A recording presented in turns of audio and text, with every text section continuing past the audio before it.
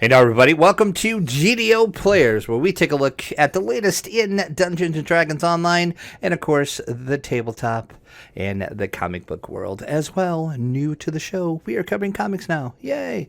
I am not having Pinely post the show this week because we're recording at a different time and it wasn't Pinely friendly. He has some other stuff going on. I have some stuff going on Monday, so we actually are recording this at a different day. But I have the ultimate guest, I think. I have the DMs of all DMs. That's right, Mr. EvilBeeker is here. Hey everybody, really? That's the intro you had for me? Wow. I was trying to think of something cool, but I couldn't. It was That's so a much lot. pressure. Yeah, you're really putting the pressure on me. I gotta step up my game a little bit. That's right. Maybe, You. Oh, go ahead. no, I said maybe not the best, but I've just been doing it for a really long time. Well, you have heard me say on the show, and I'm going to say it again, and I'm not kissing your butt because you're here live, but I've said this before. You are the best EM I have ever played under. And Oh, well, thank you I very say much. that in all honesty. Yeah. But we'll get into that a little bit later. Sure. But if you're familiar with the show, we have a little hazing thing that we do to new Oh people boy. that come on the show. And we're kind of going to talk about some of this later on in the show, so you can kind of touch on it a little bit here if you want. But we always ask people, what is your experience with Dungeons and Dragons? How'd you get into DDO, and how'd you get into the DDO community? Actually, that's not too bad of a hazing. Boy, D&D for me started back in the 70s, late 70s. So, my buddy John, who, if people have heard me mention him a couple of times on DDO Cast, and uh, we we were always huge nerds. And we watched the Conan movies to death. We watched all the old classic sword and sorcery shows that were on. When we first got cable back in the late 70s, Conan, Sword and the Sorcerer, Hawk the Slayer, if you want to really Oh, dig, yeah. dig deep into really bad but fun fantasy movies. And, I'm from a little town that's north of Milwaukee, and we didn't live in the huge mainstream. You got to remember, this is way before the years of the internet. But our local game store started carrying some of the Dungeons and Dragons stuff, and then almost at the exact same time, our local Shopco, which is a department store chain in Wisconsin, which is slowly going out of business now, started carrying the books. So you had the Player's Handbook, DMG, Monster Manual.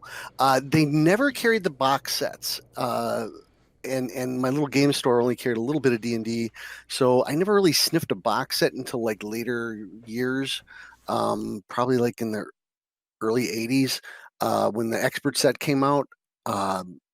But John's like, "Oh, hey, let's go on that hobby store that carries RC cars and the little paper planes that used to put together and Oh, fly yeah. them around in the park and stuff." And he says, "Hey, they got some D&D down there," and we're like, "Oh, okay, well, let's go check it out." And then after blowing a few allowances, we gathered up a bunch of stuff, and the two of us started playing, and we played. A lot of it we made up, because when we first got the books, we didn't have any adventures or anything. And it wasn't until we went down there one day and we saw Keep on the Borderlands, and we're like, "Oh wow, Keep on the Borderlands, this looks really cool. It's for first level adventures." Because before that, a lot of the adventures that TSR had put out were old Gen Con events. So if you went to Gen Con in 77, 78, I think 76 too is when the first ones hit, you played like the Giant series and the Drow series as they were originally written for the convention. I didn't attend my first Gen Con until 82, but um, those adventures were all higher level. So you couldn't you'd have to roll up a higher level character to play in them, but we didn't want to do that. We wanted to start at first level. Well, So yeah. when we found Keep on the Borderlands, we are like, "Oh, that's so cool!" And then that whole summer, we just ran it like to death. We started making up stuff, and he would run it, then I would run it. We'd play characters, and it wasn't until probably a couple of years later that we ended up hooking up with other people in the community that were playing. So the same little hobby shop, we went down there. We'd hit it every other Saturday. Looking for whatever came out new and whatever. So then we saw this, hey, looking for gamers thing on the wall with a little pen with the string on it taped to the side. And we're like, nice. and we're like, in the classic style, and Right. and we're like, hey, then we signed up for it, and like I want to say maybe a couple of weeks later, in the middle of winter, in the basement of that hobby shop with no heat. Oh, geez. We started playing Dungeons and Dragons, and a lot of those people are still around. Unfortunately, my friend John passed away last year from cancer. But up until then, we played with those same people, and that's where I met a lot of the people that I are really super good friends of mine today. I mean, some of them are gone. I mean, I don't see them anymore, but we stay in touch whenever we can. But from there, we actually started doing conventions, little local conventions, and we kind of caught the eye of some of the people that were with the RPGA back in the day. So we joined the RPGA, we went to the conventions, we played, we had a great time. We ran events, and then we started doing our own conventions, and then everything kind of snowballed from there. By 1985, the same group of people, we were running East Hall at Gen Con, and we did that all the way. Well, it changed from East Hall to a different hall in later years, but we did that all the way through until TSR was purchased by Wizards of the Coast. About DDO itself, how'd you get into DDO? I kind of would have to think a little bit about who introduced it. My friend Mark and we kind of started together, but he had met some people at a local game store. And if you watch DDO Kasplat, she plays Saphira on DDO Kasplat. And she plays in our Out of the Abyss game. She plays Eldeth the Dwarf. She kind of introduced us. Well, so let me backtrack. Mark and I, we were like, hey, DDO's coming out. And we didn't get in the beta or anything like that. We probably picked it up maybe 6 or 7 months after it launched. And at the time, I didn't have the greatest computer, but it was enough to play the game. And we'd go into quests and we'd get our asses handed to us. And but then we hooked up with this other couple, and we did some pugs back in the day, and I mean, this is way before hirelings and stuff like that, and we kind of learned a little bit more of the game, other than the little bit of the hour that we'd spend trying to figure stuff out and whatnot, and it kind of just grew from there. And the last question was the DDO community. Okay, so my same friend John, I fell out of touch with him for a few years, and he actually moved.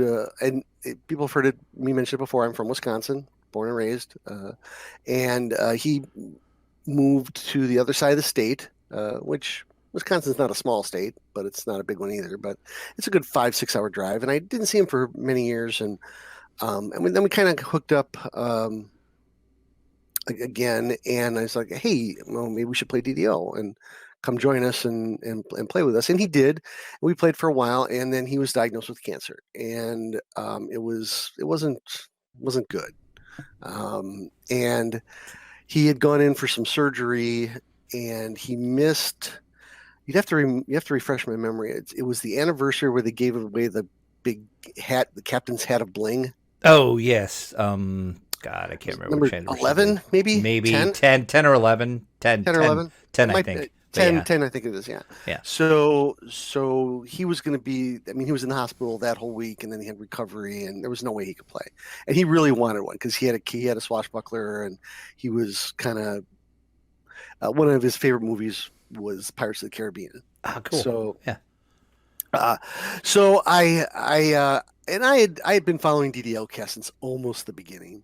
In fact, funny, how I found out about DDO cast when Jerry was doing it was I was at Gen Con, and I walked by Jerry, and he had a DDO shirt on, and I'm like, and then the back, I forget if it said Kyber on the back or maybe it said one of the older servers that they retired. I don't remember.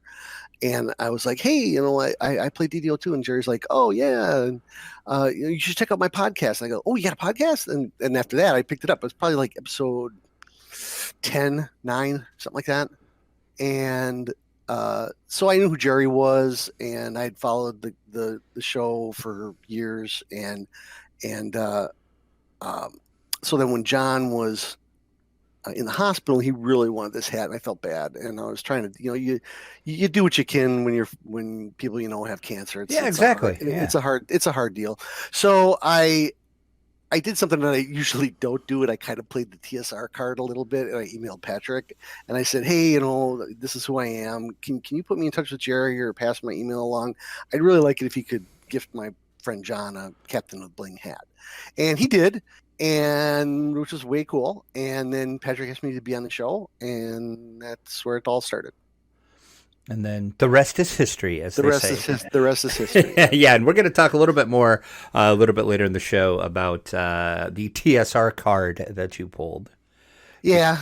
Because there might be a little thing about you that a lot of people might not know. I'm sure most people do, but there might be a few that don't. So we'll just tease that for later in the show.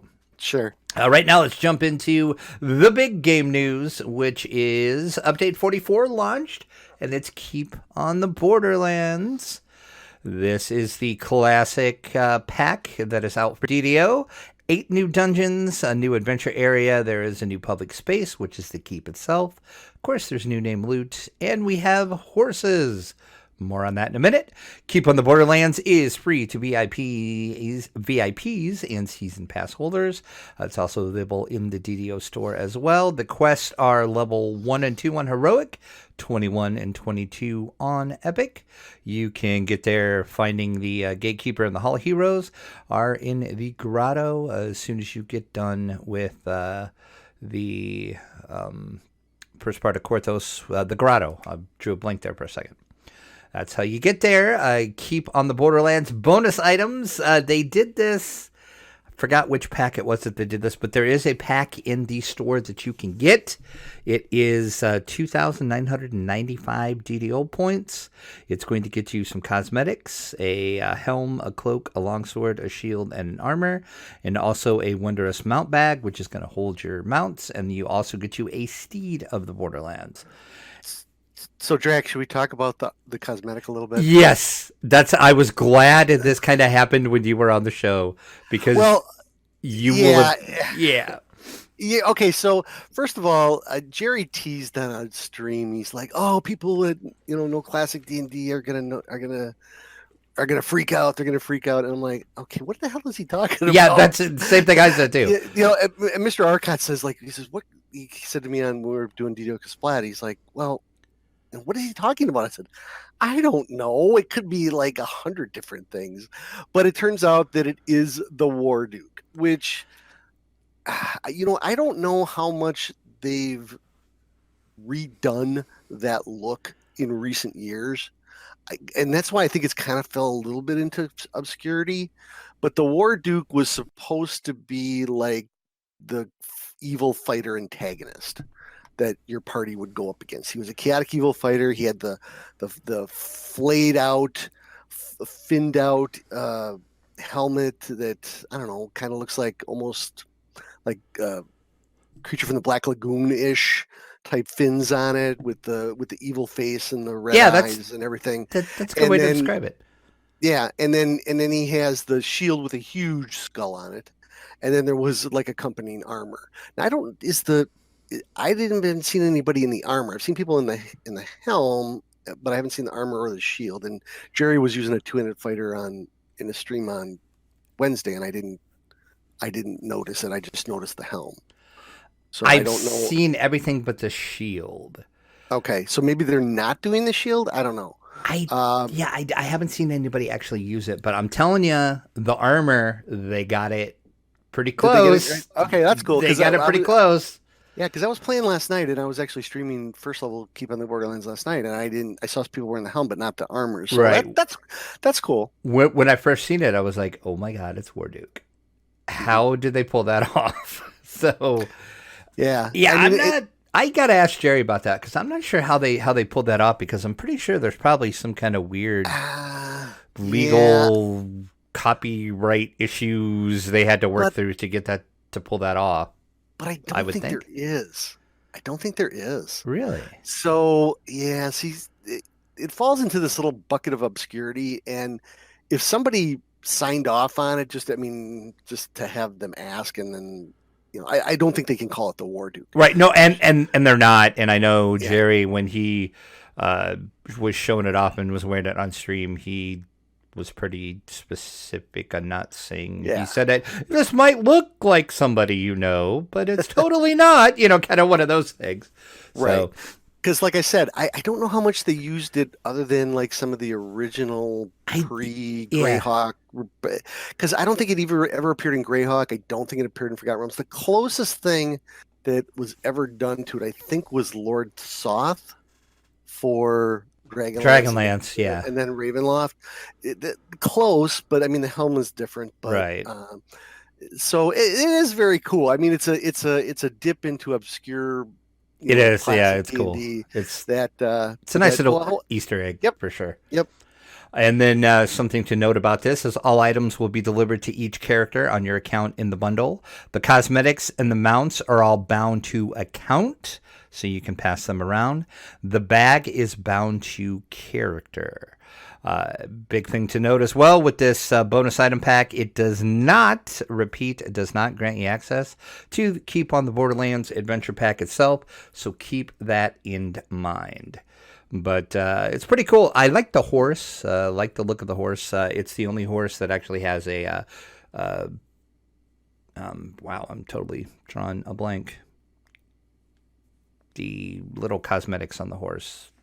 It's like Like the saddle, bridle. yeah. There's a word for it, but I'm totally drawing a blank. So we'll just get that.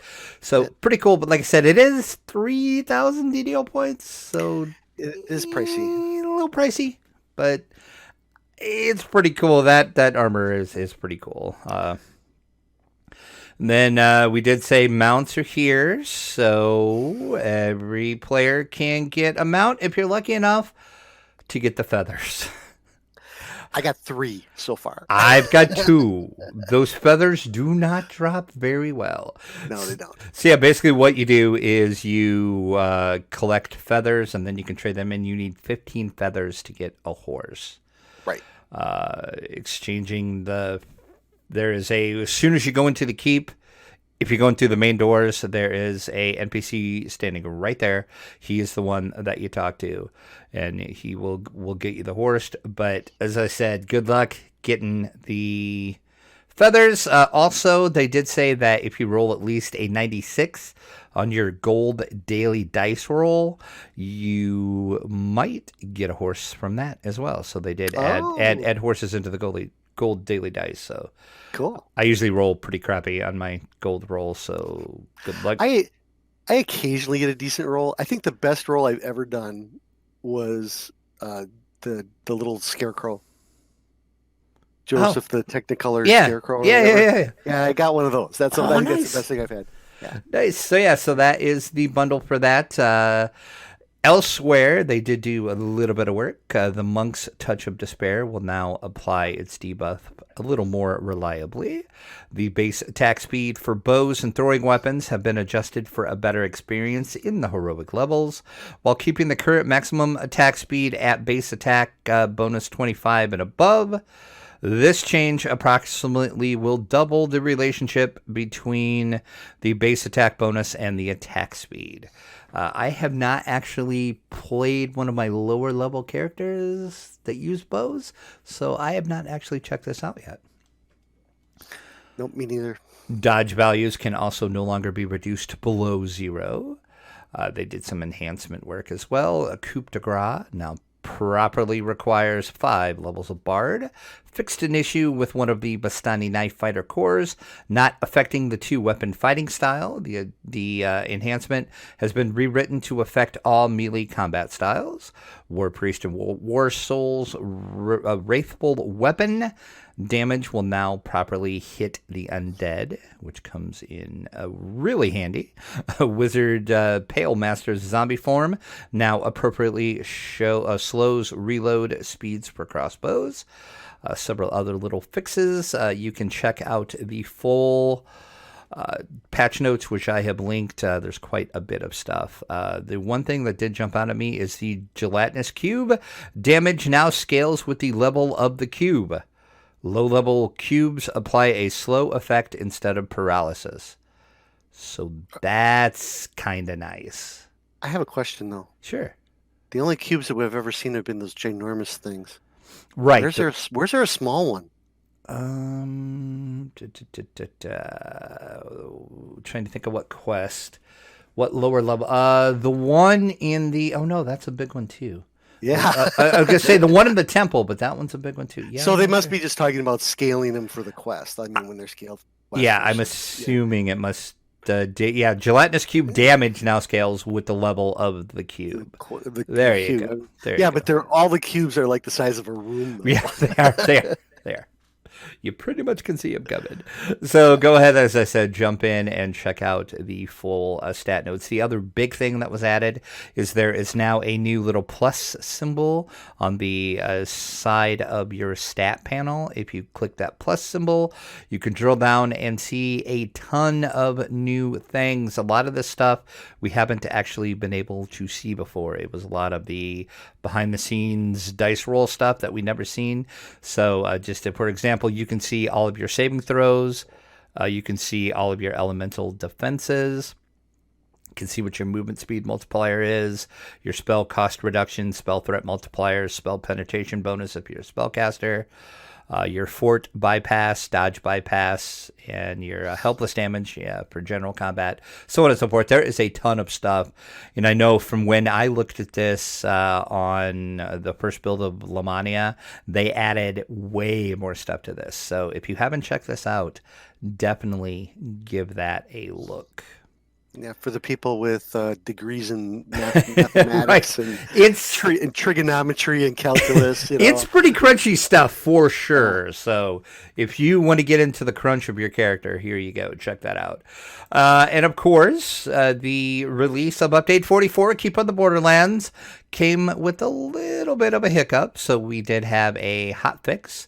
That is Update 44.0.1. That was released last Friday. That fixed Fate Singer's Primal Hymn in the Epic Destiny tree. It now properly adjusts bow and thrown attack speeds instead of all range attack speeds. They updated some of the animations and visual polish on the mounts. Again, we're going to talk about mounts here in a second. Quest and adventure areas in Keep On The Borderlands. The Gatekeeper will now send players to Keep On The Borderlands regardless of your character level. There was a little oopsie moment when this first launched that if you would talk to the Gatekeeper in the Hall of Heroes, if you were low level, he would not send you there because he said you needed to be more battle hardened. I think somebody brought that to Jerry like during the live stream after they had launched. Yeah, I think because that was the first time I heard about it, and then I tried it. Yep, sure enough. So now you can talk to him regardless of your character level. And then Fire Beetles out in the Keep On The Borderlands adventure area are a wee bit smaller now. And then Setting Bears can now be damaged at a distance with your range weapons. And also the one quest that was closed in the Keep On The Borderlands Watch Your Step, that is now fixed and open. That is the first one, I believe. It is, yeah. That's the one when you talk to the, well, quote-unquote saga holder, because there's no saga end reward. That's something else. I don't understand what they did, but... No, I haven't gotten that far yet. yeah. Well, spoiler alert, there's no end reward. Yeah. Oh, wow. When you walk in, you talk to him, and then he sends you to that first guy. That first guy, you are correct. That is the first quest that they give you. That one was closed. It is now opened. So, horses. Here we go. Yeah, here we go. Let me push up my soapbox. No, why do we need horses in taverns? Why? You can actually still be on your horse when you enter a tavern. I saw guys at the Keep last night just running around on the top of buildings Yep, with their horse. yep, and that So too. But I like it in the adventure areas. It's cool.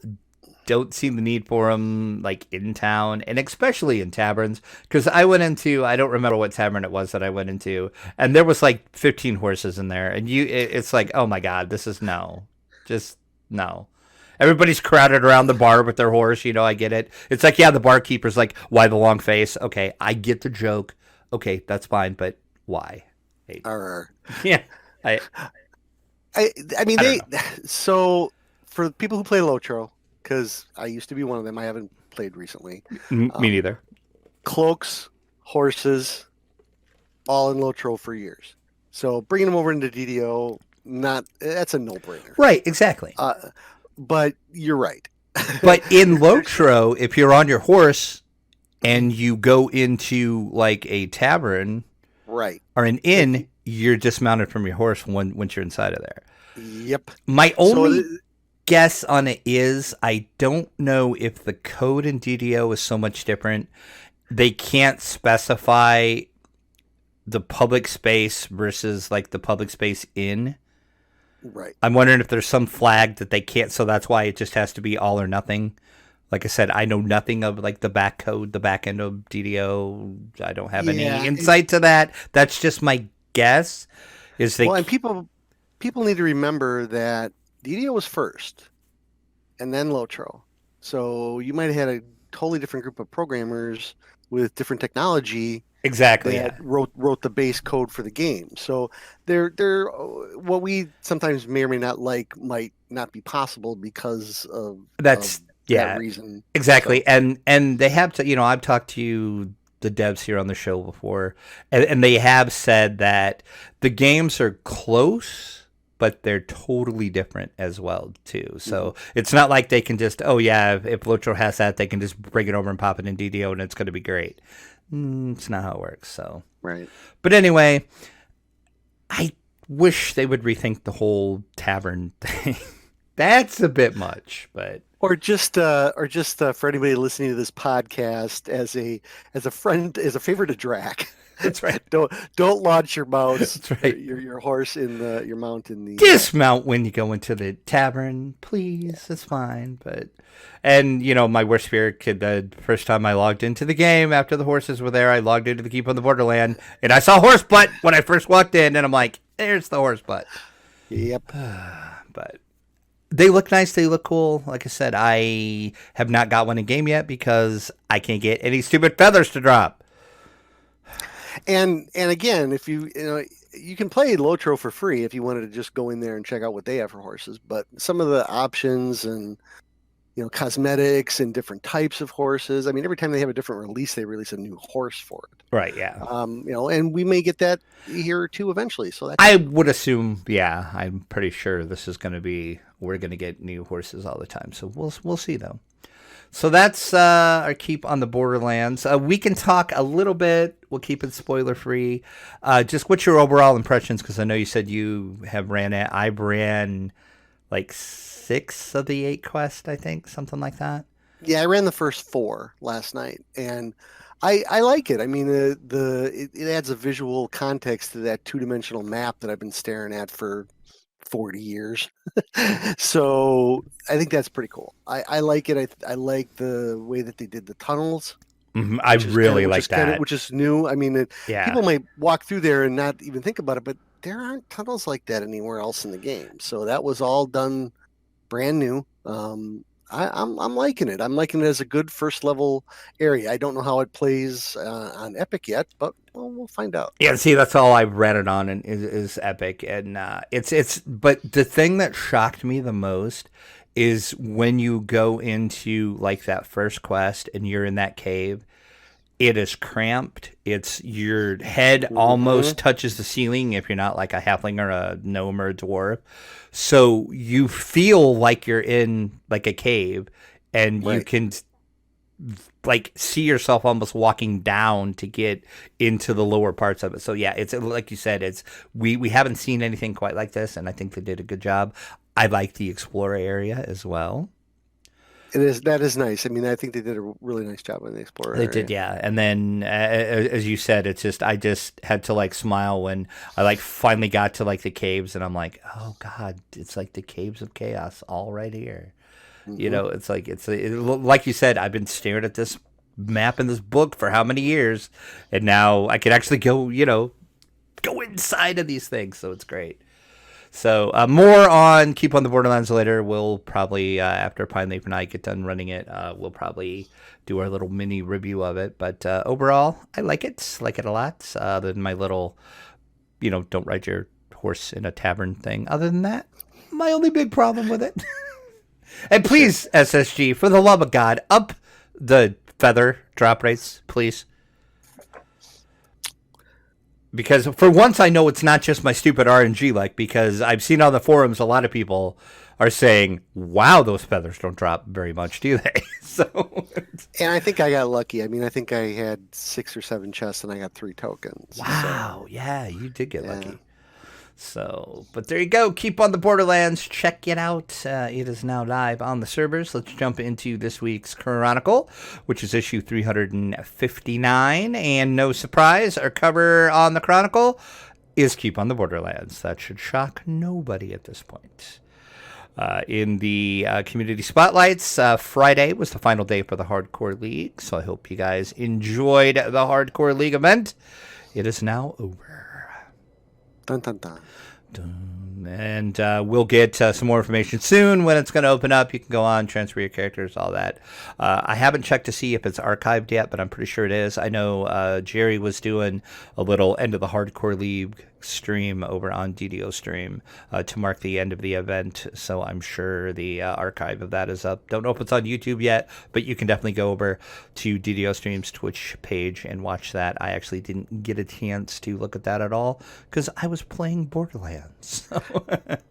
See, Jerry didn't like my suggestion of turning the entire game into a PvP pit at the very end. That would have been awesome. So, But I wonder how many people actually did that. Drac, I kind of gave up on hardcore a little early. Oh, well, yeah, I did too. So yeah, So I'm with you. I'm with you. But I still had a character that was 8th level. I was like, you know what? I kind of want to just go sit in the PvP pit. See if anybody shows up. Just see what damage I can do before I quit. But now. Strip Tom has a new video out. He is making his Acid Arrow Archer, the return of that build, so check that out. And Drew Inspired did take a look at the new Borderlands Warrior outfit. You can check that out over on her Twitter feed, which is conveniently linked in our Chronicle. In our fan site news section, DDO Cast had their latest episode where they sat down with Twerk, Coco Majobo, and Cordovan to discuss the Hardcore League. And I have to say congratulations to Coco Majobo. He is actually now the associate producer. That just happened. Folks probably know that Coco was on the God, I am just like totally drawing blanks tonight. QC team. I need to like do something to like get my brain going tonight. Do we need a beer break? Beer run? I think we do need a beer run. I think that would help. Okay. So Coco is now our associate producer, so congratulations to him on the upgrade that he got. We got a shout out for our last episode where we colored between the lines. If you listen to the show, you know what we talked about. DDO Stream, of course, is your home for DDO live streaming on Twitch. You can find shows by Rain, Groovy, and Brighter Days Ahead, and more. Also, lots of people are over on YouTube making videos. Axel, Fubar, and Plinky are just some of those people you can find over on YouTube. We do have a Chronicle comment, as we always do. Who has the easier job? A general vendor or an NPC, and why? Well, the general vendor's got to haul away all that crap at the end of the day. Yeah, that's what I'm saying too. That everybody turns in. I'm like, the NPC, all he's got to do is just stand there and just say like his same line all day long. Yeah, and point. Or either, point somebody. It's like, the quest, go that way to get things. Come back to me when you're done. Yeah, so the NPC way easier. Like you said, the poor vendor, he's got to like haul it and got to like archive it and catalog it and yeah. Sure. NPC all the way. Finally, to round out our chronicle, we have our screenshot of the week. This is Jiggy's World in the 440th DDO screenshot of the week, and that is from Jiggy. Just a nice little overall scenic shot of some DDO landscape. So good job on that screenshot.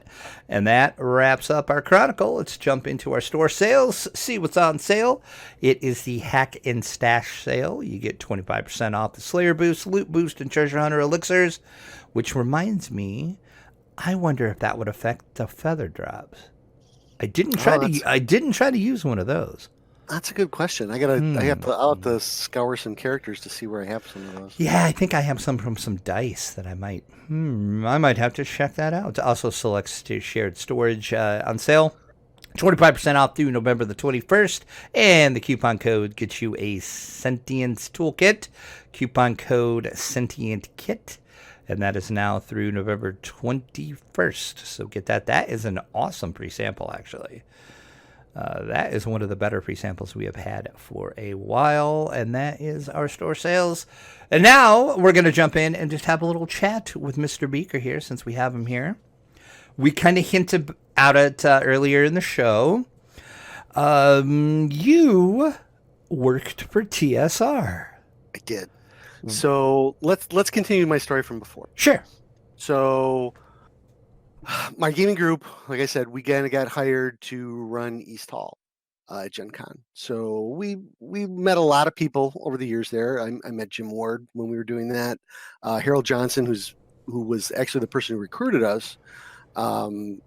He and Harold's still been an awesome friend all these years. We did the hall for a lot of years, and then I started. There was a couple of us that started writing tournaments for the RPGA, and we actually ran an event. Well, let me backtrack a little bit. For the first couple of years, we actually played in an event by a gentleman that I haven't seen in decades now. Used to run an event at Gen Con called the Snow Crystal Odyssey, and we were part of his DM group. And this event, you got to remember, this is in the early 80s, attracted several hundred players every year. And we were probably some of his best DMs, and then we were approached by some people that said, "Hey, maybe you should do your own tournament. We'd love to run for you because we don't like this other guy." Nice. That's basically what it was, and I don't want to or anything, but right. So we did that. We called it STAR, and that was an acronym for the 4 characters that it was kind of based on. And we did that for a lot of different years, and we got involved in the RPGA. So for those of you who don't remember, the RPGA was the original Dungeons and Dragons club. What Adventures League is today is kind of what the RPGA was. The RPGA was more. We had a magazine. It was called Polyhedron.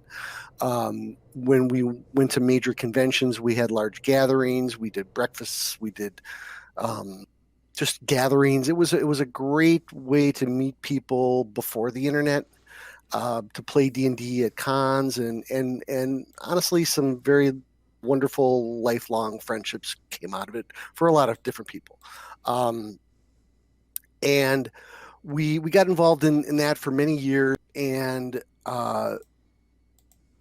the RPGA, you paid a month, or you paid a yearly fee. You got 12 issues of Polyhedron, and then when you went to conventions and played RPG events, you got points. You were ranked. There was people that loved and hated that system. I really didn't care for it much, but you would play in the events. You'd win prizes, all this kind of stuff. I'm trying to remember when the first one was. It was probably like right around 1990. So somewhere around 1990, they ran what they called the DM Invitational, and in that DM Invitational was a right. So I don't know if at the time they were having trouble getting decent new events, so they thought, "Oh, let's do a writing contest." But they did a writing contest, and I won the first year. Nice. Yeah. So it came with some perks. It was cool. I got some free stuff out of it. Then they ran it again the next year, and I won again. So then the RPGA was there was more than three people that ran it, but there was really three people. So there was the head of the RPGA originally back in the Gary days. That was Frank Menzer. He was the original, what they called the RPGA coordinator. When Frank left the company with Gary, that job fell to Jean Raby. Now, people might know Jean from today, her Dragonlance books. She has her own book series now that she does. If you don't know who Jean is, please check her out. She's a wonderful person, a great friend, and her writing is top notch. Some of her Dragonlance books are some of my favorite, and I think she actually put me in a couple. Sweet. But so Gene was the head of RPGA, and Skip Williams, who I'm sure a lot of people recognize Skip's name, he was the editor for Polyhedron. And Skip was one of the original Gary players, or maybe not original, but he started playing with Gary on his porch when he was like 16 or 17 years old. So Skip was the original Polyhedron editor, and then there was a position called the tournament coordinator. There was a couple of people that were in that position. The one who was in it before me, because that's how I got hired, was a gentleman named Norm, and he just couldn't do it anymore. And so because I won the Invitational twice, Gene asked me to, well, actually, I take that back. So when Skip left the RPGA to be a game designer, there was an open resume. You could submit your resume and take a editing test to replace Skip. Well, I did that, and I didn't get the job. A gentleman named Dave Gross did, who far superior editor than I am. But Gene saw that I was kind of looking, and when Norm wasn't with the RPGA anymore, Gene asked me if I wanted the job. It paid exactly the same amount that I was making at the time, even though I had a longer drive from Milwaukee to Lake Geneva. Right. And of course I said yes. Well, heck yeah, you would. And that started it all. And I worked in the RPGA for almost 2 years, and then I transferred to the design department. And yes, one of the things that a lot of people may or may not know about TSR was they had a team of game designers. I mean, and that's where, a lot of the names over the years that people have come to know, like Monty and, guys like Stephen Shen and Bill Connors and just some of the old TSR game designers and project managers, Bill Nesmith, Bruce Nesmith, Roger Moore. But there was more products that TSR was doing than they had designers for. So they did a lot of freelance. So I was actually given a couple of freelance projects before I even went to the design department. And because I did such a great job, when the time came, I think I got called down to Mr. Ward's office, and he says, "You want to come work with me?" I said, "Hell yeah." And I did that until the purge of Christmas of '96. I know the first thing that I know that you did, well, of course, and it's kind of funny. It's kind of a funny story when I finally figured out who you were, too. Yeah, I know, you told me that. But the first thing I am aware that you did was you did a Ravenloft adventure called Servants of Darkness. That's actually the last thing I did before. Really? Yes.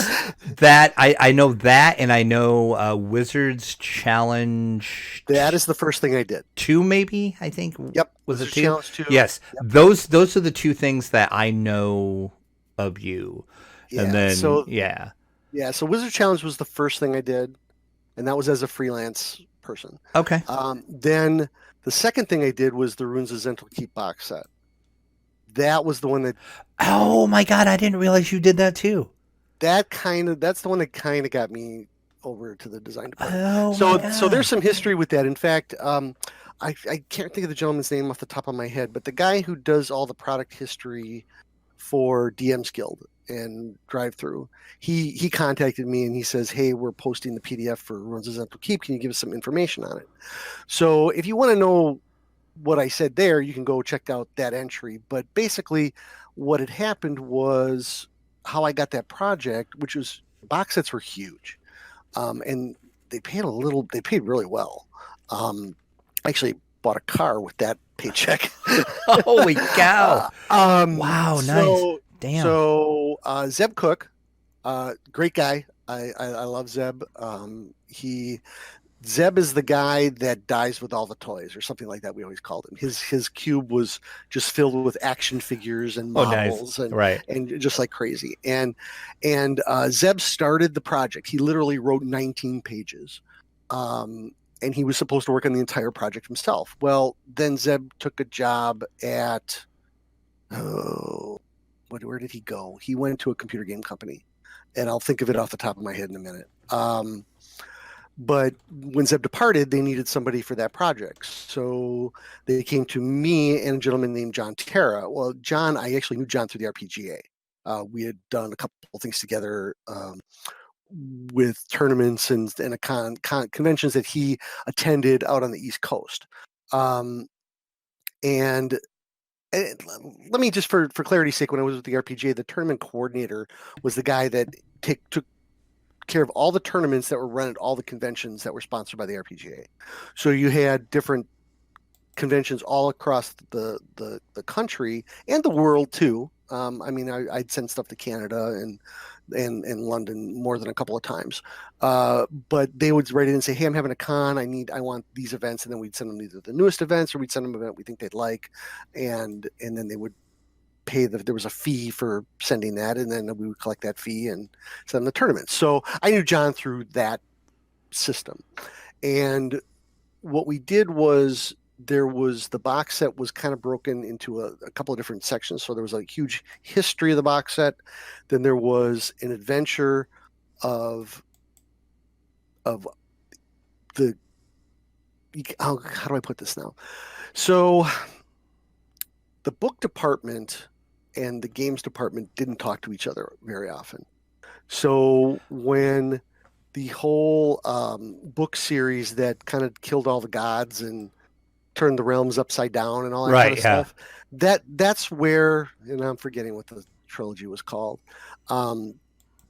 That's where that whole thing happened. So the box set was like a history of the Zentarum.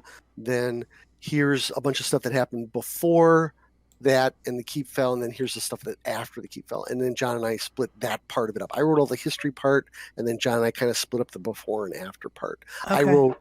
So I wrote about 60% of the product, and then John wrote the kind of the rest. So see, but I never knew that was you. Oh wow, see, I did not know that was you. I played that thing a ton. Yeah. Matter of fact, I'm looking at my box set right now. It is like across the room from me as we speak. I see it on my shelf.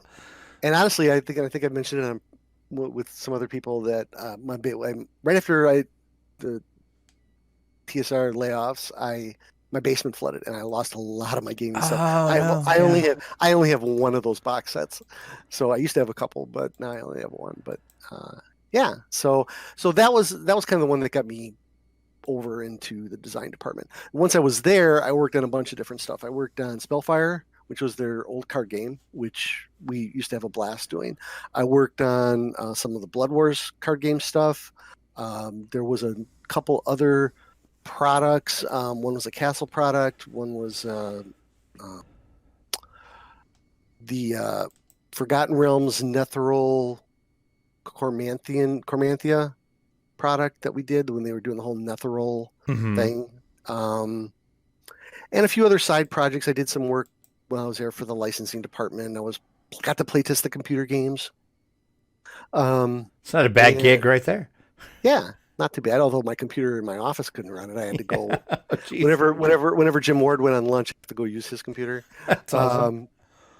But it was a lot of fun. And for those people that don't know, TSR had all kinds of financial trouble. I think it started probably somewhere around 95.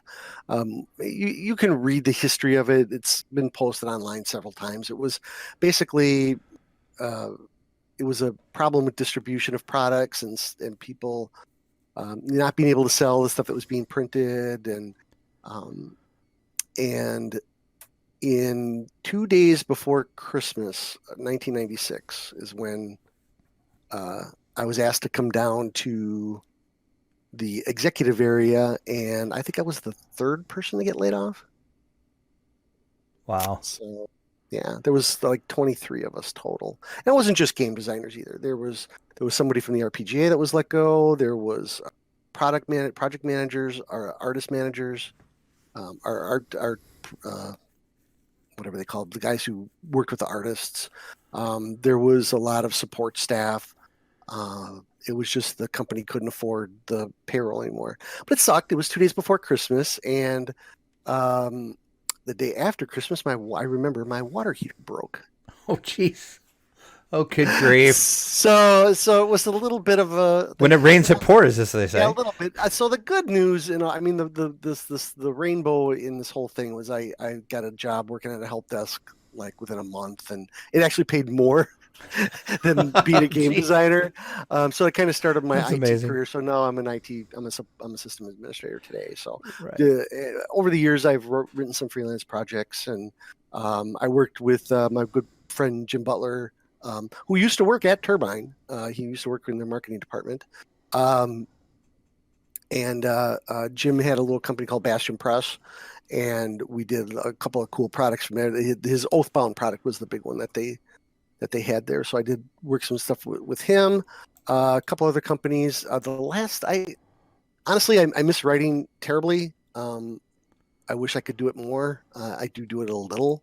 I hope to be doing it more in the future. But the last thing I did was Goodman Games. So Jim Ward is one of my greatest supporters over the years. Jim is a wonderful guy. He's had some health problems in the recent years. If you haven't, send him a few dollars through his GoFundMe. He has type 1 diabetes and it's pretty bad. So he also advocates taking care of yourself because he didn't. He's got some wonderful games, but Jim's been a great um, advocate for the hobby and for the people that used to work under him. And um, I remember this because when I was looking for a job after TSR, Jim said, please list me as a reference. Because Jim left the company a couple of months before that because he saw the writing on the wall. Right. And I remember in my job interview, the guy that ended up being my boss at this help desk, he said, I had an interesting conversation with with one of your references of Mr. Ward. And I'm like, yeah, what did he say? He's like, oh, God.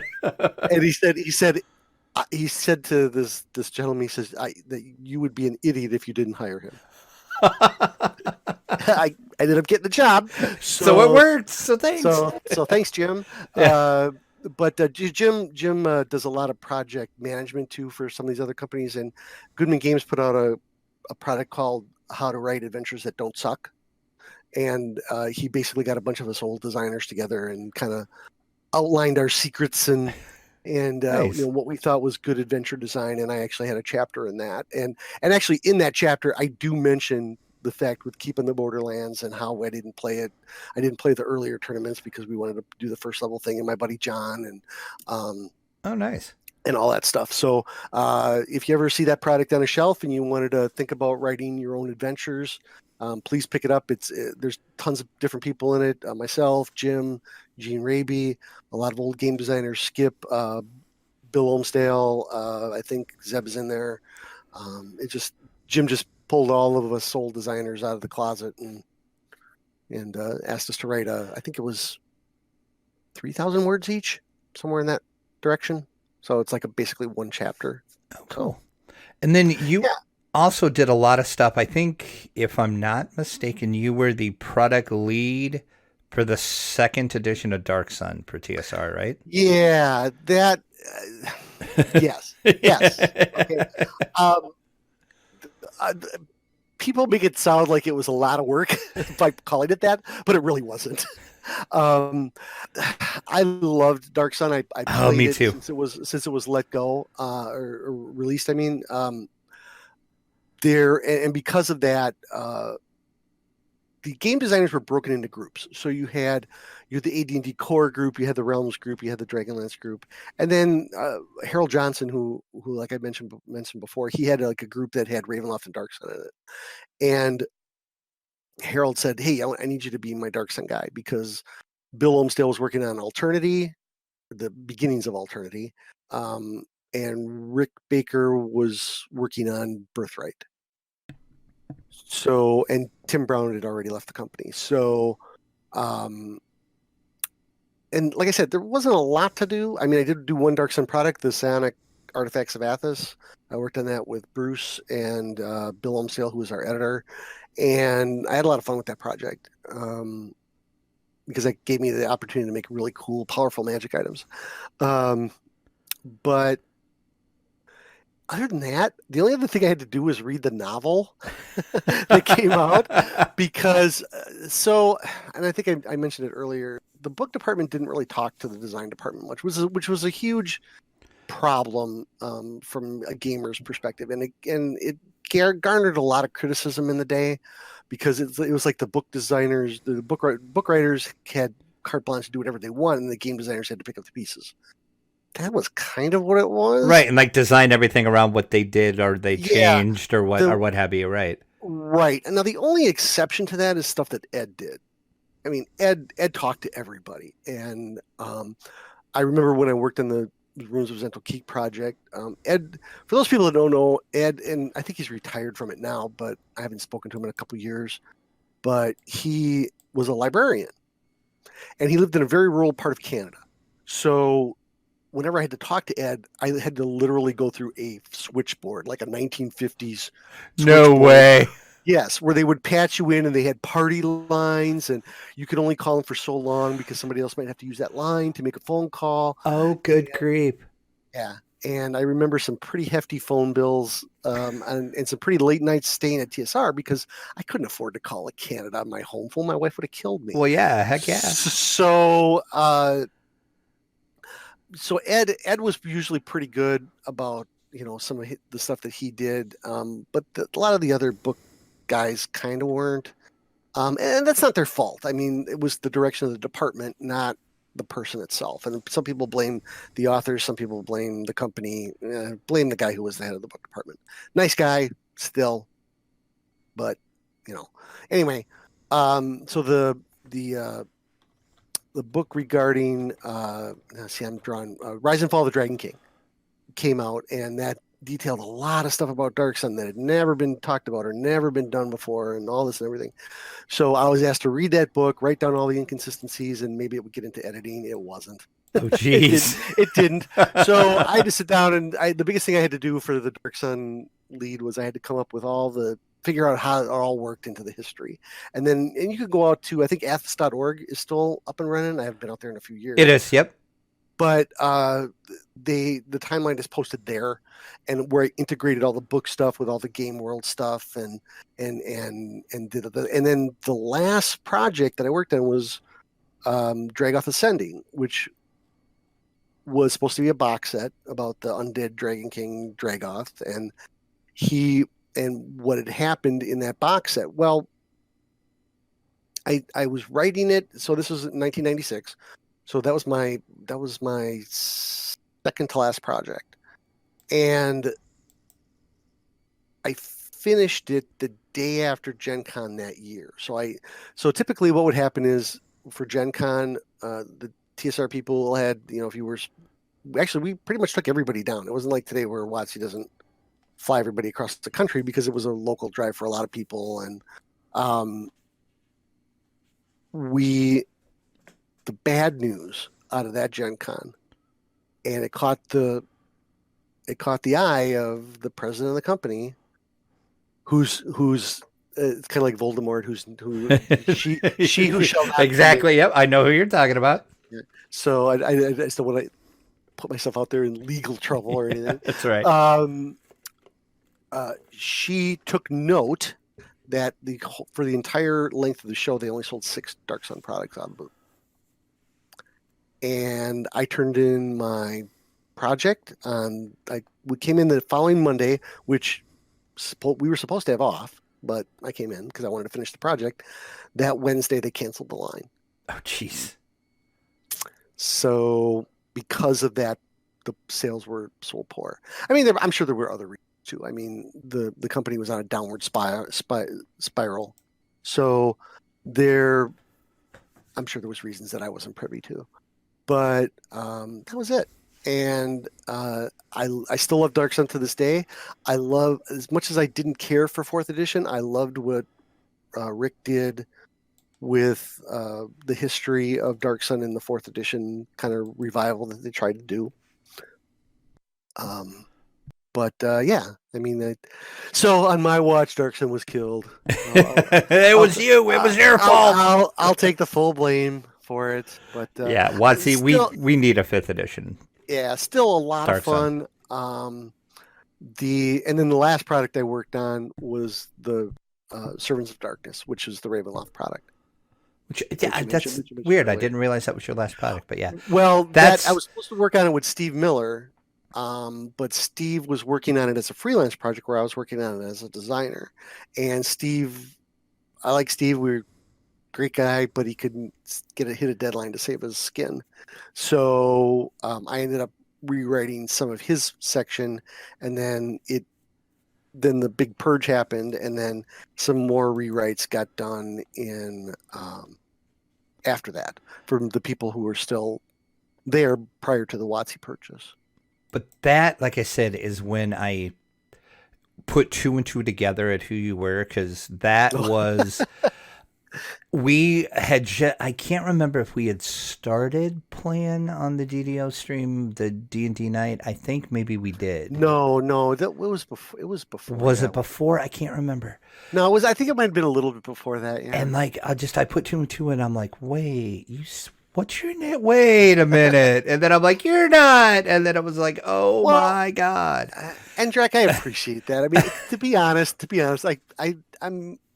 When you compare myself to Monty, who's made $1 million right. in game design, I mean, I don't expect people to remember. There's a joke that says, Kevin Melka, I thought he was dead. So, I appreciate that. I mean, it was, yeah. I met a lot of people over the years. I mean, being part of the RPGA, you meet gamers all across the country. And when we'd run these large halls and sponsor all these events and do all this stuff, it was so much fun. It was the best job I ever had. There's nothing that I've had since then has even come close to it. All those people that I was friends with and worked with all those years, I'm still friends with.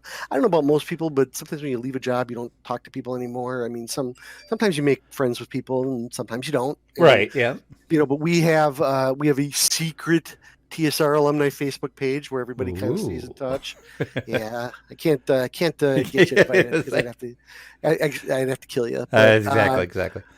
And we all get together at Gary Connery. That's kind of been the tradition. Started a couple of years back. For those of us who are local and for those that aren't, and the TSR alum have, especially the old guard. So you got guys like Jim, Tim Cast, Frank.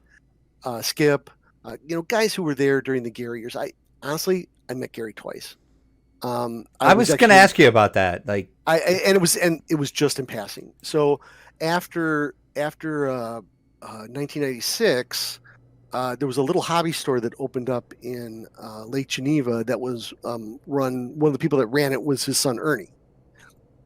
And I got to know, and I would come into town just to see friends because these are people I worked with for over 3 years, and right. I didn't get to see him anymore, and we'd gathered down at the hobby shop, and he came in one day, and I introduced myself, and he said, "Oh, it was nice to meet you," and that was really it.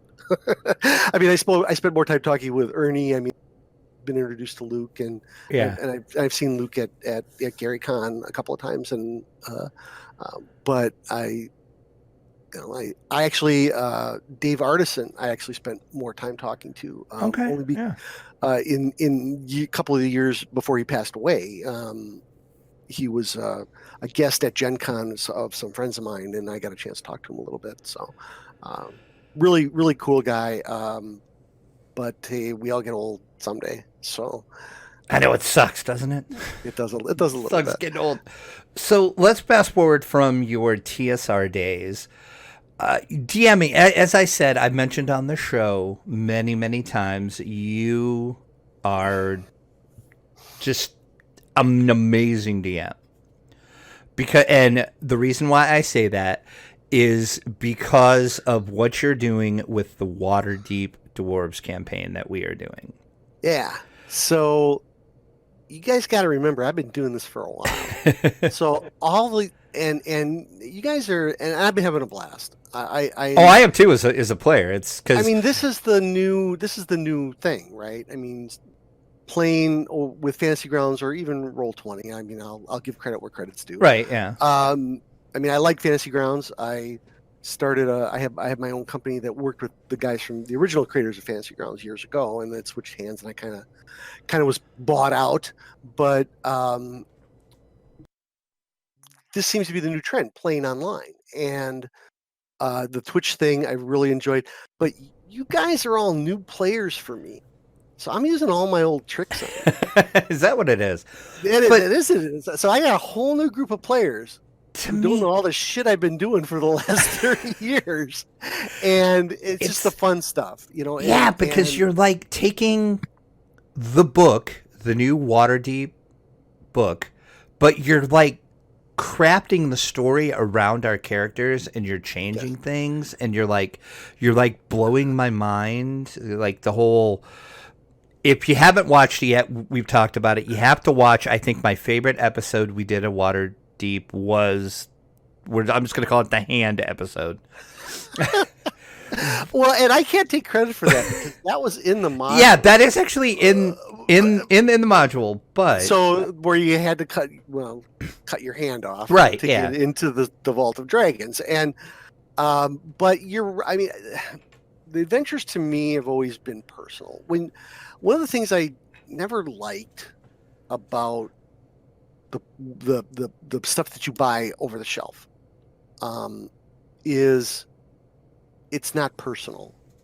So if you're a player and you make this character, I've always been under the assumption that heroes in D&D are above everybody else. The street vendor so you're not a commoner as it might be called. You're a hero, and heroes have, cool backstories and right. whatever. And it's nice for a player to create their own backstory, but then when you throw a backstory at them that they weren't expecting, I think that adds more flavor to it. And it also kind of puts you guys in a position where you aren't expecting something to come up. Yeah, like what you did with the whole Malarkin backstory and all of that. And it's like, oh my God, mind blown. Everything is coming together. And it's like, oh, we're doing more than just this, what we were supposed to. This is leading to something else. Because of the party. Yeah, and stuff like that. I mean, I didn't come up with that until I bought the Dungeon of the Mad Mage. Where it's like the first 10 pages they talk about the dwarves of Undermountain. Right. And Josh, who plays Ignis, kept saying that he was going into Undermountain because that's where his ancestors were from and all this stuff. And I just put two and two together. I said, "Hey, we're doing this." But yeah, it's great. And and it's kind of like if you add a personal touch to it, I think people will always have a better time in the adventures. And I've tried to do that. I mean, it's one of the things I've learned over the. If you personalize an adventure a little bit, people will enjoy it more. I'm not.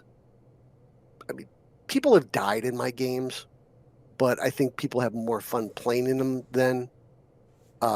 Because I was never a big fan of the people who would, kill a first level character. I mean, what's the point? Right. Exactly. Yeah. I mean, that's pretty easy to do. Well, there's absolutely no fun. But yeah. Yeah. There's absolutely no fun in that. Right. People play D&D to have fun, and exactly. And if you can't have fun, then if you can't make it fun for people, then there's no sense in doing it. One of my best stories about a character death in one of my games is my friend Brad, and Brad was pretty new to gaming, and we were playing Legends of the Five Rings, and there was a part in the adventure where they come upon some NPCs, and one of the NPCs was a hag in disguise. Oh, geez. And she got Brad to go off with her, and Brad, he had no idea because he was new, but I couldn't resist because there was a little bit of a twist. So, unfortunately, Brad died, but then the hag skinned Brad and wore his skin. And then Brad got to play the hag the whole adventure. Oh, nice. And he thought that was the funnest thing in the world, because at the very end, when they're fighting the boss, the hag turns on him. So then Brad got to kill his buddy Dan, who was in the party.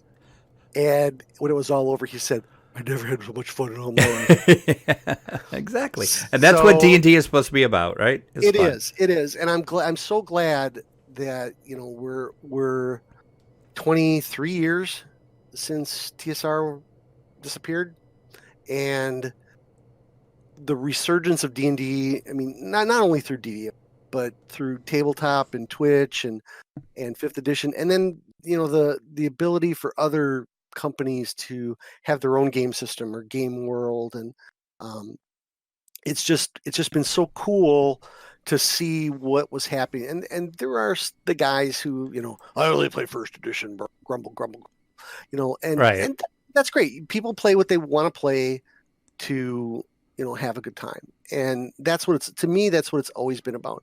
It's never been about who's the better DM, or who has the most RPGA points, or who I had some of the most fun times that I've had over the years is teaching new people how to play.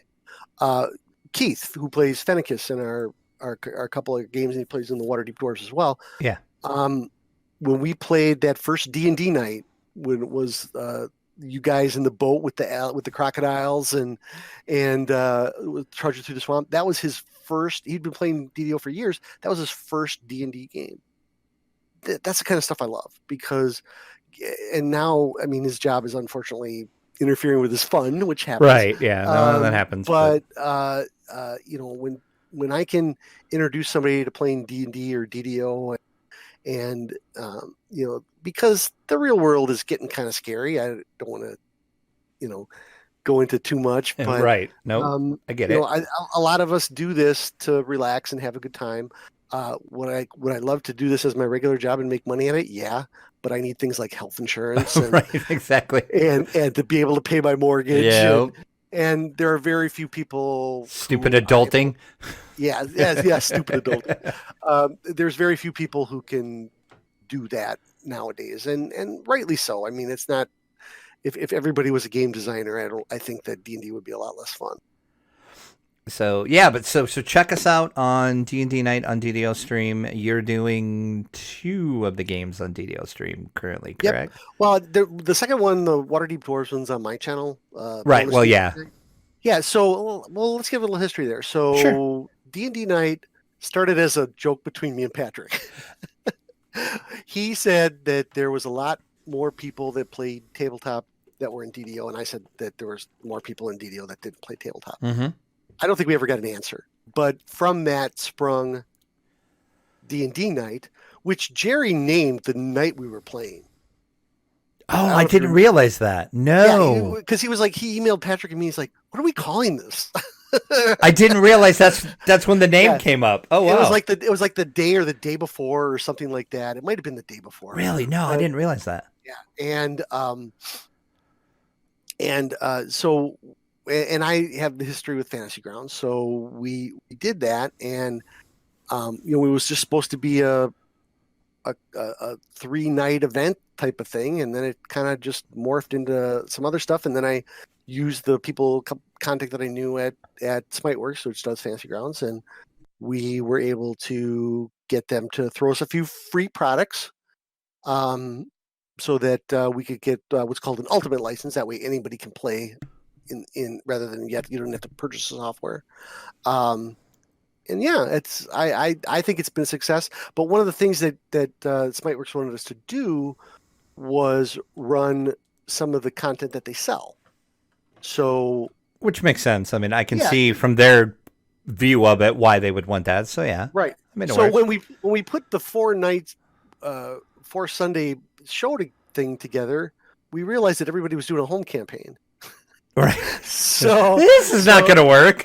No, that's not going to work. So that's when I came up with Bonus D&D Night. I recruited you, Bonnie, her friend Kim, Mr. Tholgren, and Josh and Keith, who played with us in DDO Splat. And I think the first night it was just It was just Thulgrin and Bonnie and Kim, but then I think everybody came in. You missed one because of power outage. Yes. But we kind of worked you in on that, and Yeah, that was the very, very first one I think that I missed. Yes, it was, because that's the one, and then the thing where the guy in the bar died, and then I suspended Bonnie. And right. Yeah.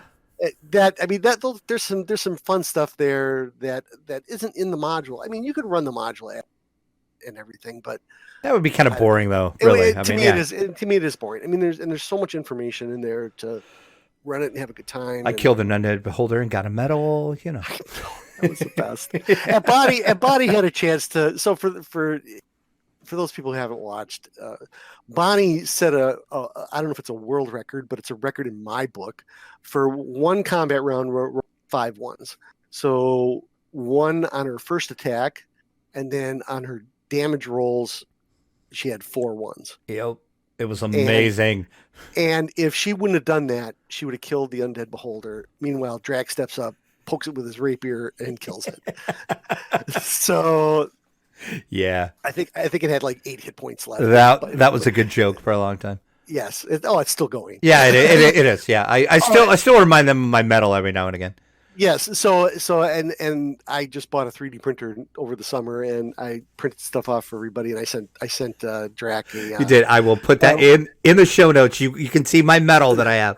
Yes, it's the Wreck-It Ralph hero medal. So it's amazing. I was looking for, but yeah, it's been a lot of fun. I really enjoy it, and I'm glad that everybody is having a good time and participating. So. And that the Waterdeep game is on your channel, which is Twitch TV EvilBeeker, which I'll link further down in the show notes. Yeah, and we usually announce it over my Twitter account, which is @EvilBeeker. And we usually play on Friday nights. That's the target that we have, because Bonnie runs a bunch of games, and I know you're busy, and Keith's schedule has changed a little bit. But I think the next one is the 22nd. Yeah, I think so. That seems so. Next week. So next week, yeah. So make sure you check that out live. All right, well, let's jump in to see. We do have a little bit of non-DDO news. This is a section of the show where we talk about other stuff. We'll start out with our From the Dungeon news.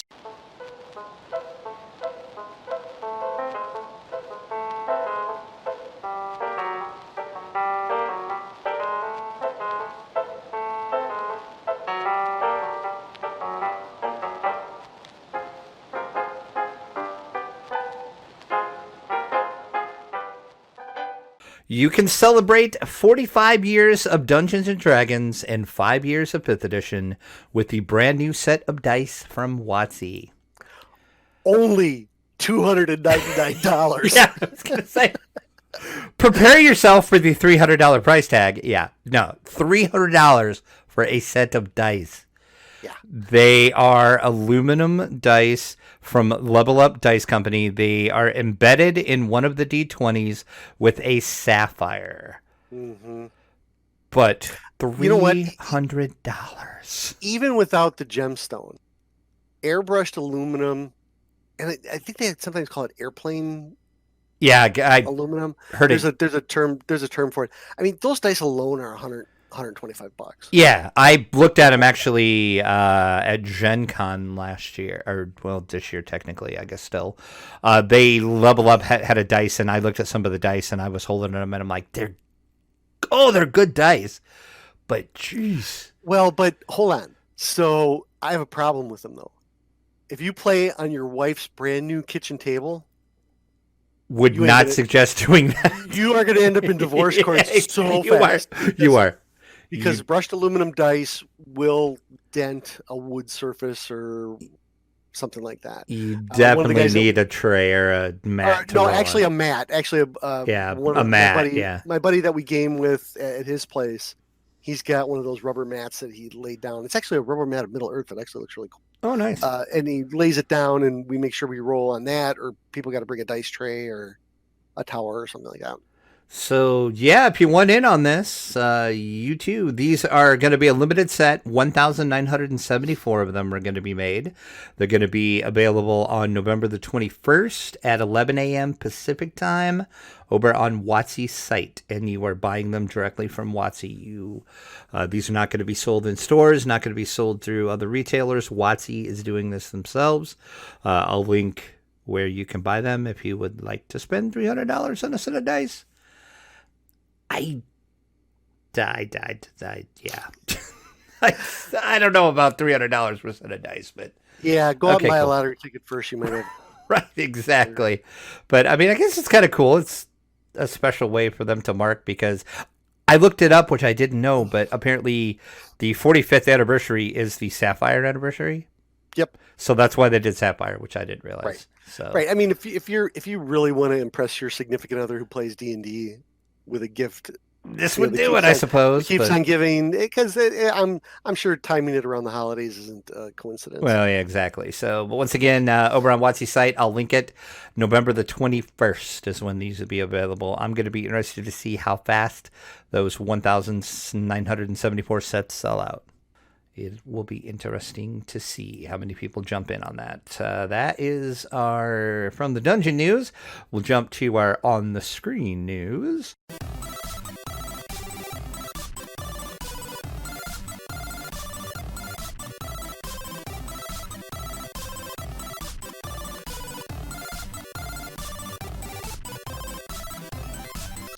There is a new trailer for the upcoming animated series for Harley Quinn. We have talked about this on the show, that DC has their DC streaming service, because, you know, everybody has to have a streaming service now. That's just what you do. I've been watching Disney all week. Me too. And they did say they were going to bring a Harley Quinn animated show on there, and it was going to be a very adult-themed Harley Quinn show. So if you saw Batman versus Harley Quinn or Batman and Harley Quinn, the anime thing, I was blown away because that was so adult orientated that it was like, okay, I wasn't expecting that. Watch this trailer and you'll have the same effect on it. Yeah, in the series, Harley Quinn, which is voiced by Kaylee Cuoco, of course, from the Big Bang Theory fame. She played Penny on the Big Bang Theory, if you don't know who Kaylee Cuoco is. She breaks up with the Joker, and then she tries to make it on her own in Gotham's criminal queenpin. She also ends up teaming up with Batman, and she flirts with Poison Ivy, all the while cursing up a storm like a sailor. In the first, 10 seconds of this trailer, there's, probably 4 F-bombs. Wow. There is a bunch of sex jokes. So, yeah. This is it's kind of funny what Poison Ivy calls the Legion of Doom. She thought it was the Legion of something else. Watch the trailer; it's pretty hilarious. But yeah, it's like, wow, this is. If you want to check us out, November the 29th on DC Universe's streaming service. I'm not about to pay for another streaming service, so sadly I'll never get to see this because I already have way too many streaming services. Yeah, that you can only have so many. But if you're into Harley Quinn, it looked good just from the trailer, but yeah, it was very adult. So, like I said, there's probably 5 F-bombs dropped in the 3-minute trailer, maybe. Ouch. And there's a couple fight scenes to where you see broken bones, you see a bunch of blood, somebody's arm about gets chopped all the way off. So yeah, when they say adult, they mean adult. But check it out; it's a new Harley Quinn animated series coming November the 29th. All right, let's jump into our week in gaming.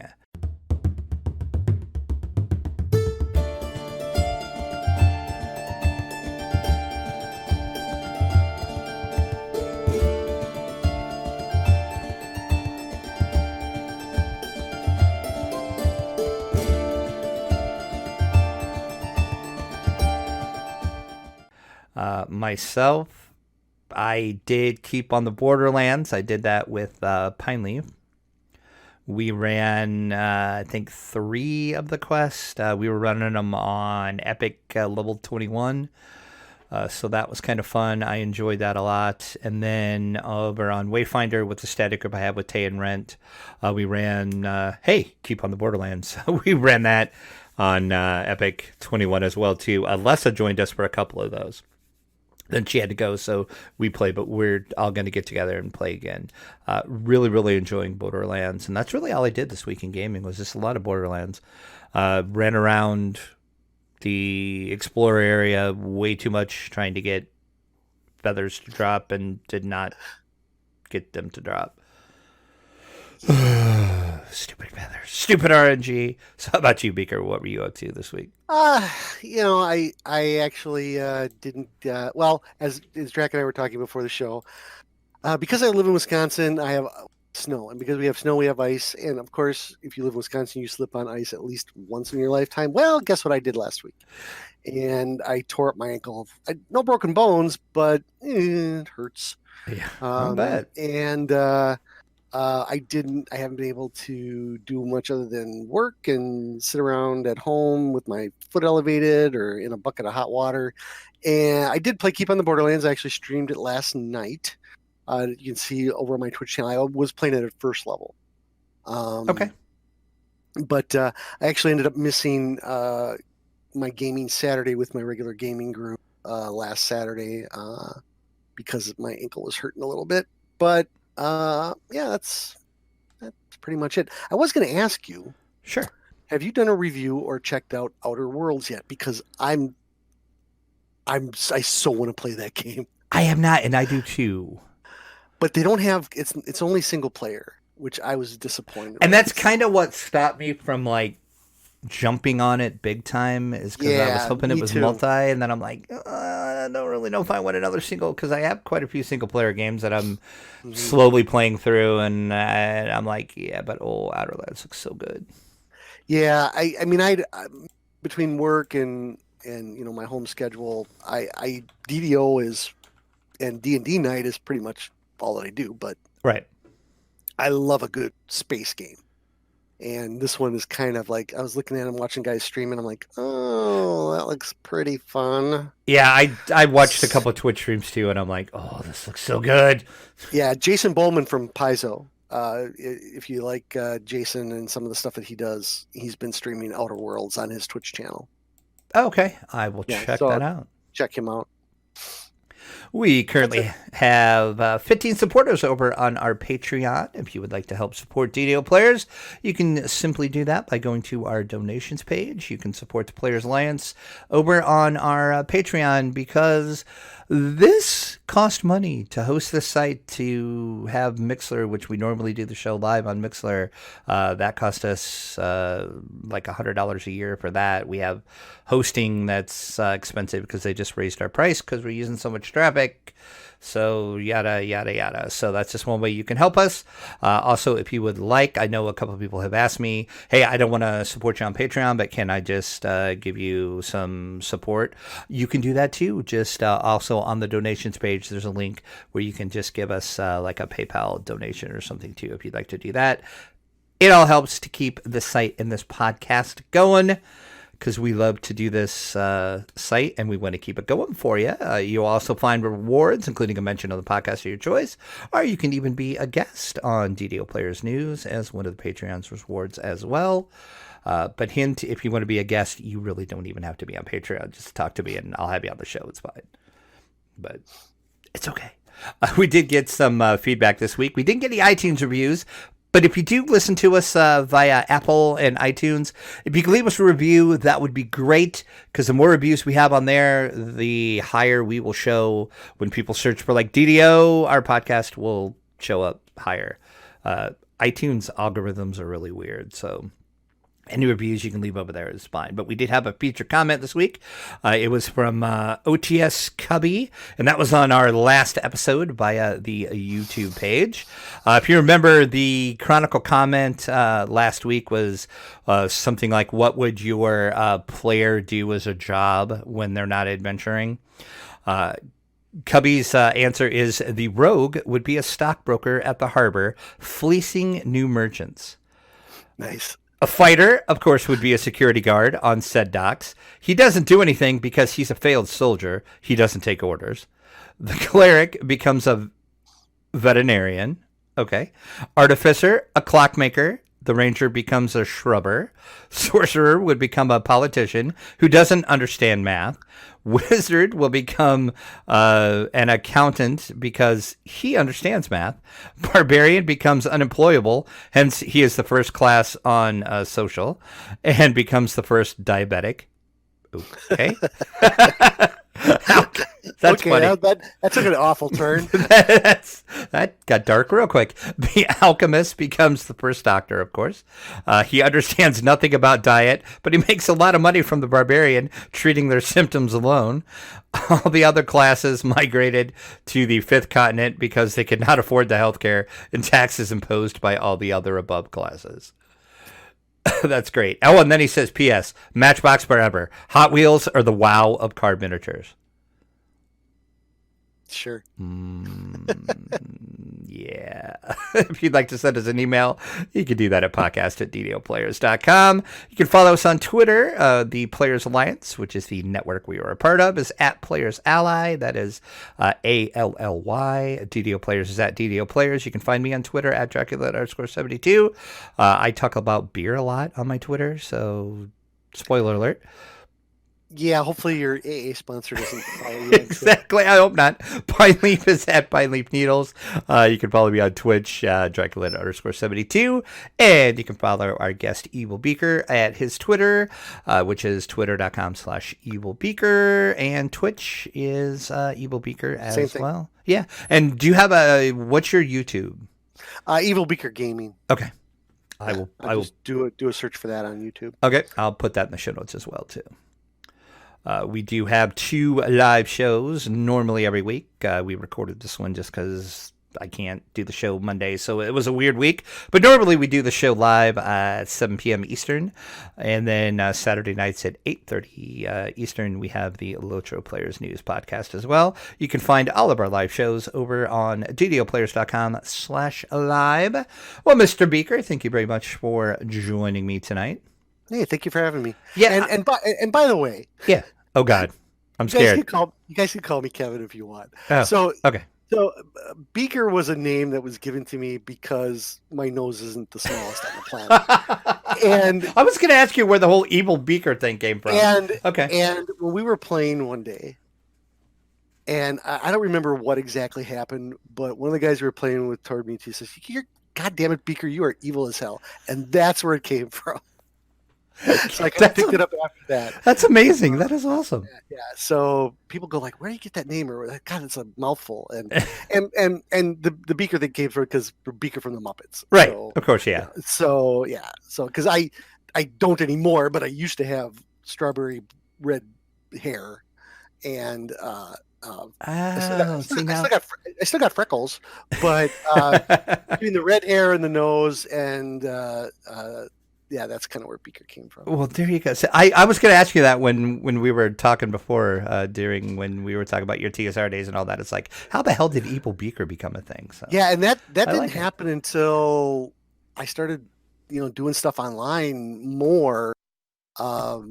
Because I mean, I had the nickname for years, but you kind of like when you go online, you got to pick a name. Like you have Dracula, right? So right. You got to pick something that identifies with you. And I was having a hard time, and then I'm like, somebody said, "Why don't you just do EvilBeeker?" I'm like, because it's like 3 syllables, and it's like you don't want people. I'm like, oh, you know what? Screw it. Screw it. It's not. Yeah, exactly. So people can call me Kevin. I don't mind. I don't care if people know who I am. It's not like one of these things where I've ever tried to hide. And I understand people who want to be anonymous online. Right. I get that. And but yeah, I don't care. Well, we kind of spoiled that earlier in the show when we were talking. So yeah, no. But I've had that. I mean, I've had that stance for years.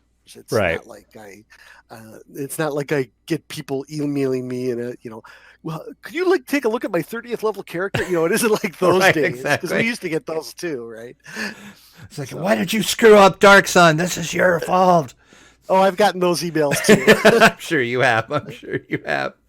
All right. Once again, thanks everybody for joining us. We'll be back next week with a new episode. Until then, hopefully your feather drops are way better than what mine have been.